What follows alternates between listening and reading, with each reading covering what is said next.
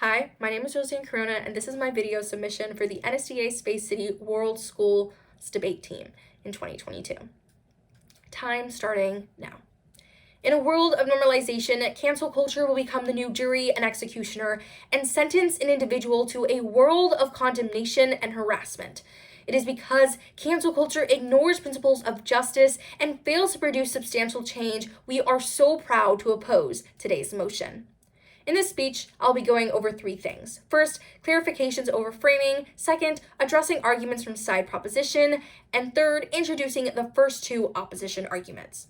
First, we agree with the proposition's definition of cancel culture. It is a practice that encourages the public to rally against an individual's action whenever the majority does not agree with their behavior. But let's clarify, there is no guarantee that the public will disapprove of a truly immoral action with justified intent. It is simply a matter of what is considered acceptable by a group of people at a time. Under today's topic, the proposition must prove that every outcome from cancel culture will best benefit society as a normal practice under the definition of support. No countermodels have to be introduced. This is simply an argument of principality as set by today's motion. As the opposition, we must establish that possible impacts will negatively affect society and thus should not become a standard for judgment.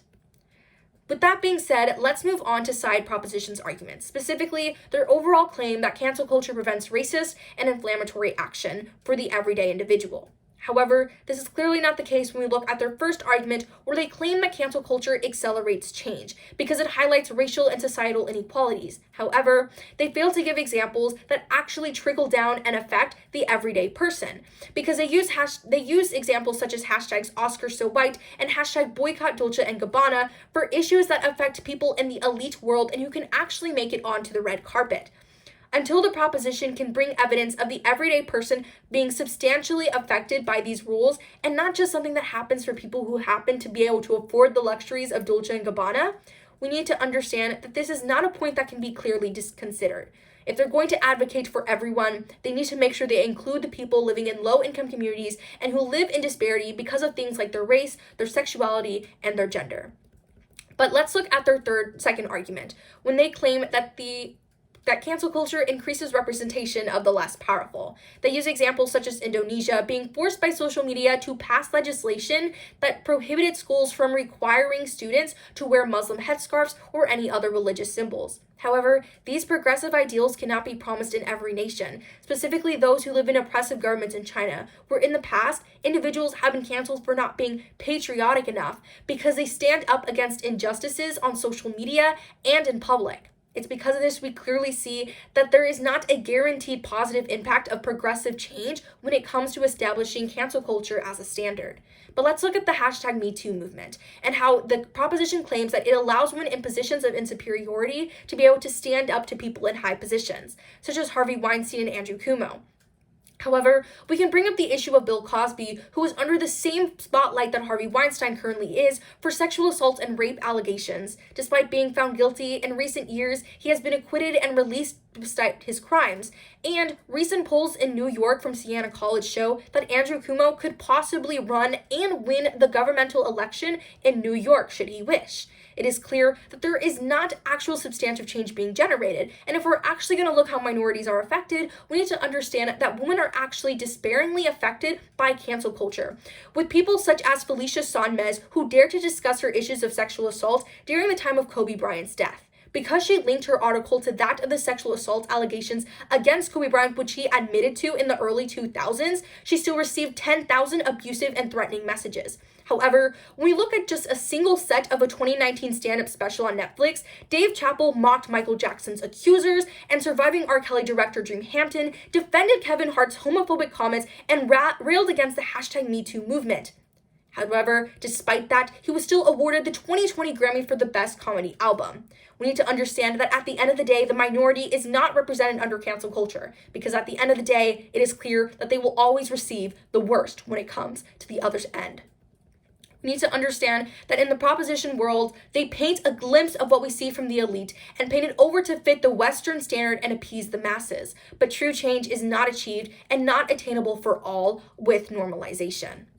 Which brings me to the opposition's arguments, when we claim in our first substantive that cancel culture jeopardizes the fundamental principle of justice. The hopeful intent of cancel culture is to change the behavior of an individual, but rather than benefit society, it impacts the judicial system meant to protect individuals in the first place. Because despite constitutions in France and the United States claiming that an individual is innocent until proven guilty, this is not the case when it comes to social media. In fact, under laws not yet recognized by civil or criminal law, social media deems an individual as guilty until proven innocent, depending on what they believe is acceptable. The impact of this can be seen when we look at Dominique Strauss-Kahn, who once held the socialist candidacy spot for the French presidency. Or when we look at Richard Joel, just a normal security guard in 1996 accused of planting a bomb to later find it and change his everyday status to a hero. Both men lost their careers despite these later being proven as baseless claims. We need to understand that all it takes is one claim to spark mass hysteria to change someone's life forever, compromising the true meaning of justice and the life of an individual, whether a celebrity or simply your average Joe. And this is done under the guise of change. However, this is simply not the case. Which brings me to my second substantive, that cancel culture does not produce substantive change. The danger with cancel culture is it prioritizes what is popular and viewed as acceptable at the time and at the place. Because this view is always changing and can still uphold prejudiced perspectives, this does not solve for an improved society.